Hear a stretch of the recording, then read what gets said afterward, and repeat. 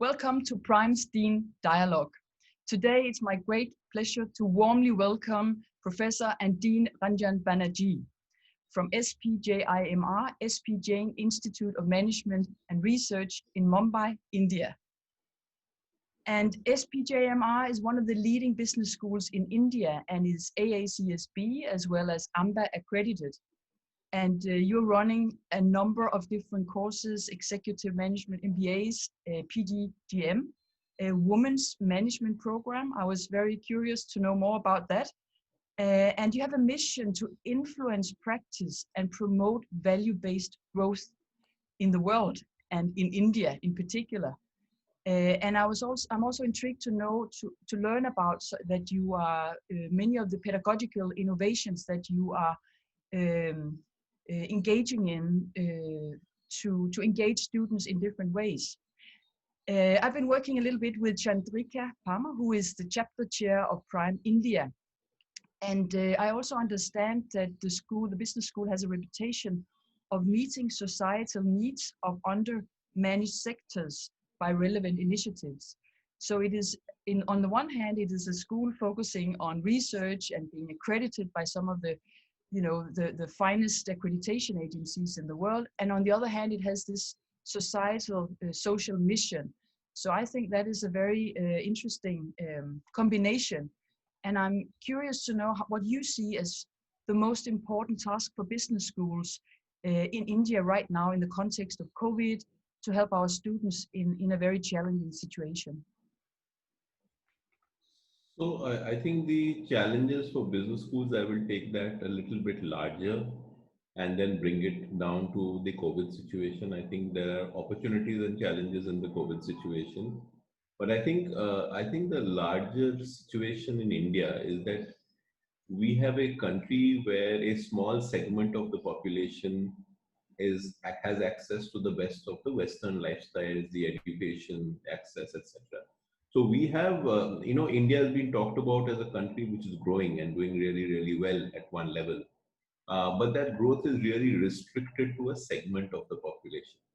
So this is when the West talks about India, they talk about the India that lives in Mumbai, in Delhi, in Calcutta.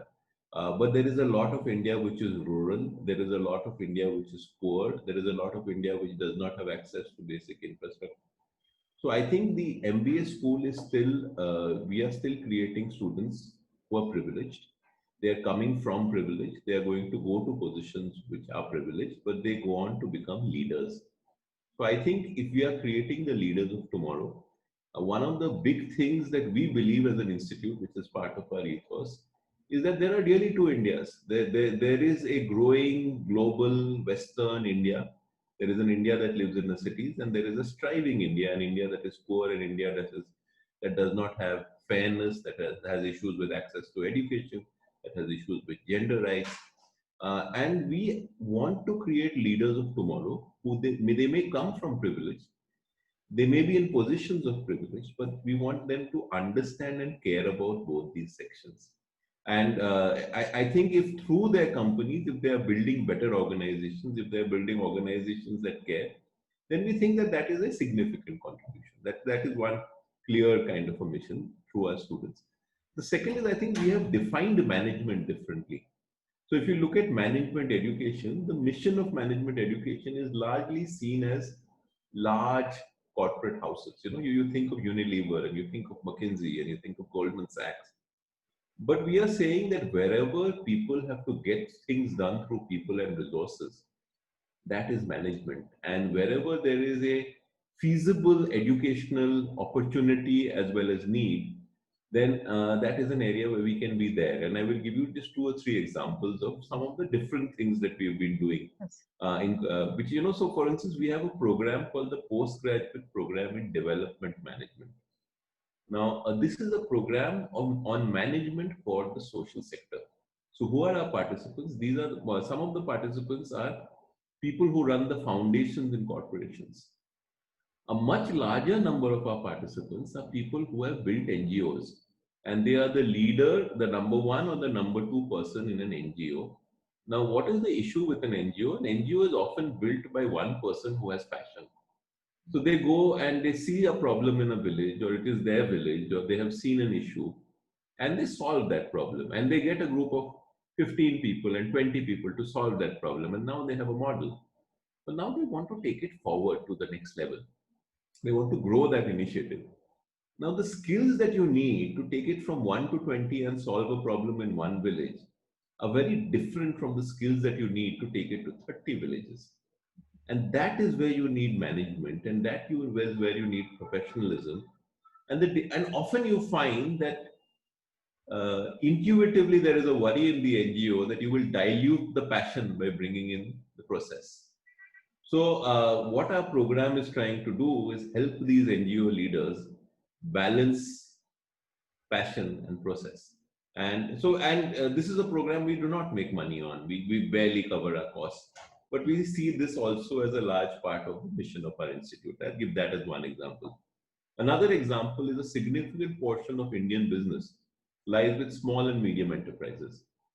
And these are typically family businesses. They have been run by generations. Now, we run a program on family-owned business, which we've been running for over 10 years, which is for the second generation, the somebody who's going to be the business leader of tomorrow. So I think one of the ways in which we are doing this is we are trying to give quality management education, which implies ethics, which implies environment consciousness, which implies balance, which implies being a responsible corporate citizen, to a large number of different segments. It's not only the large corporate. We have the programs targeting the large corporate. We have the executive MBA, but we have a program for the development sector. We have a program for family-owned businesses. Recently, Mette, you mentioned this in the lead up. We have a program called the Postgraduate Management Program for Women. And this is an interesting, again, I would call it an elite program. But the issue in India, and it may be then other countries, maybe not so much in Europe, is a large number of qualified women drop out of the workforce between the age of 25 and maybe the age of 35. And typically the trigger events are marriage, the first child, and the second child. Now, many of these women want to come back. But when they want to come back, they've lost the networks, they've lost the confidence, and essentially they're coming back to a male-dominated workplace. So we have created a program for women, and it is exclusively for women who have taken a break. And they come back and they also do normal management input, but we are also giving them career counseling. We are also giving them mentoring. We are also helping them refresh their networks. And each of these women is a story in itself. It's a small batch. We're running like 3 to 4 batches. We've already got, I think, both AMBA and ASCSB have given us an innovation award for this, a global award for this program. I think this program is not, it's not that we are changing the landscape for women in India, right?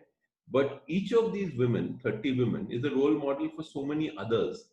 And we are trying to catalyze something and build a position in this space and do it. And I think the impact there has been quite remarkable, because each of them has gone out and spoken to other people and, that kind of a thing. So as an institute, I think we have taken a broader definition of management education. I think that is something that we do. Secondly, I spoke to you about understanding both Indias. So I'll just give you 2 things that we do. So for instance, our students in our 2-year MBA program, before they do an internship in the corporate sector, they do, with Chandrika handles, they do a 6-week internship in rural India. And each of them is doing projects around an SDG, around different SDGs. They're working with NGOs. Now they're working with people who have far fewer resources. They are learning that management is universal. It does not only apply to large corporations.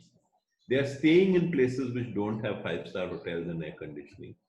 And we are teaching them human qualities, as well as helping them to broaden their management with and making them care. And many of them, I think, stay in touch with the social sector. They are touched by the experience. In some cases, they are scarred by the experience. I mean, there are issues of domestic violence. There are issues, and some of this is just to realize that there are people who are surviving and living with much less than you regularly take for granted. And yet they seem to be happier than you are. And that realization is often very useful for these Yes. students. So in these programs, do you work a lot with international schools? I mean, I'm just thinking about the schools that I know, for example, in Europe and in America, that and students sort of coming to learn from your experiences. So we've done a few things. So, GBSN had the Global Business Schools Network. They had an experiential learning conference in India where we spent half a day talking about some of the things that we were doing, and a lot of Indian and international schools looked at it.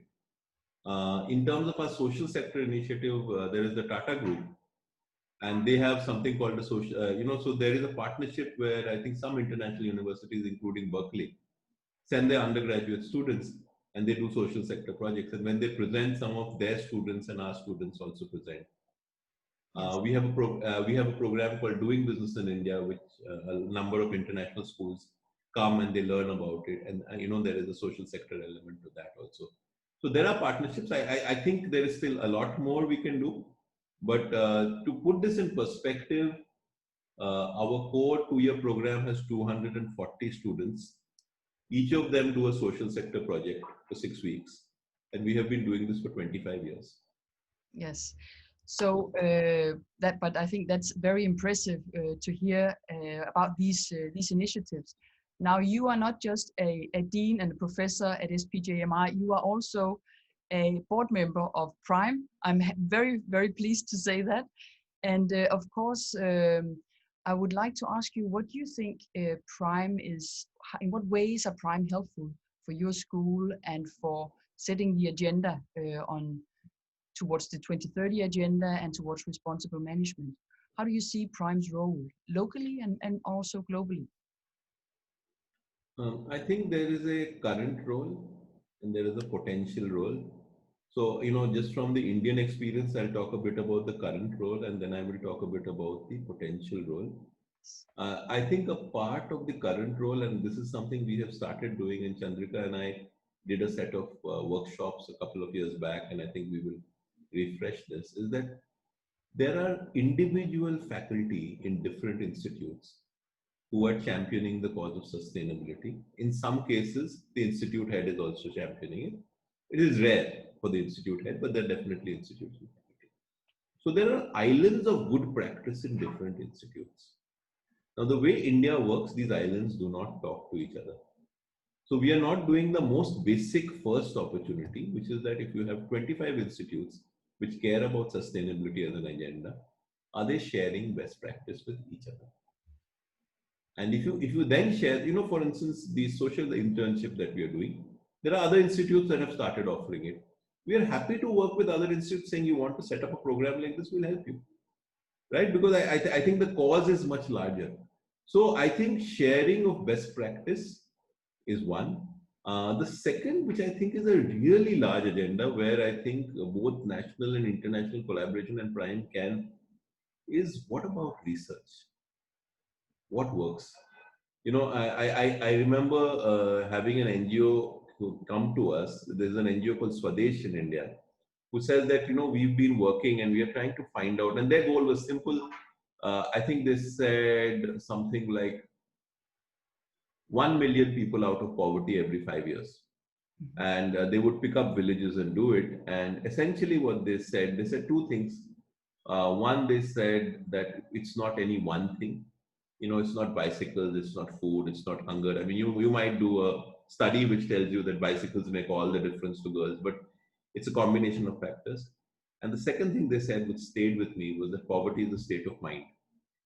Because when you are poor beyond the point, you cannot imagine a reality beyond your current reality. So now, I think it might be interesting for PRIME to look at SDGs and specific issues and partner across countries and say what kind of studies can we create, what kind of practice models can we create. So I was part of this board meeting, and just the breadth and depth at this board meeting, it was wonderful. You walk back richer.